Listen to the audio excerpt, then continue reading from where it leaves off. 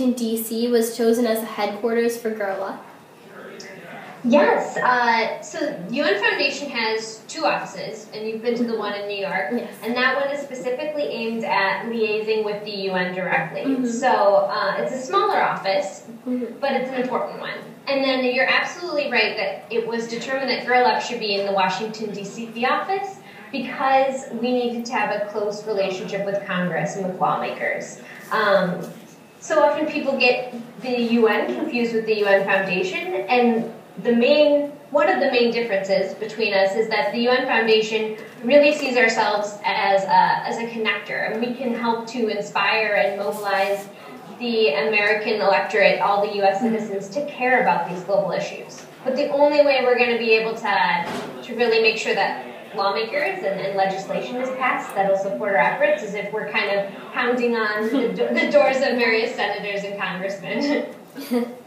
Can you explain how Girl Up became involved with the Girls Count Act? Yes.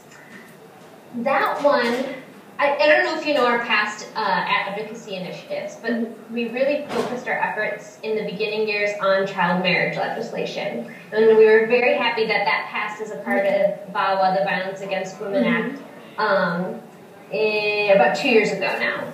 So once that happened, we thought, okay, what can be our next priority? What other legislation can be passed that can support girls? And so we do annual surveys of all of our supporters to see what they're most interested in. And they ranked education as being a priority. They ranked child marriage and child trafficking as being high priorities. And what we saw was the common denominator between all of those is really making sure that girls have a legal identity, and that there's somebody keeping track of them so that they don't become at risk for abuses like trafficking or labor, and that they have that piece of identification that will allow them to access social services like getting a loan from a bank or being able to own property or vote.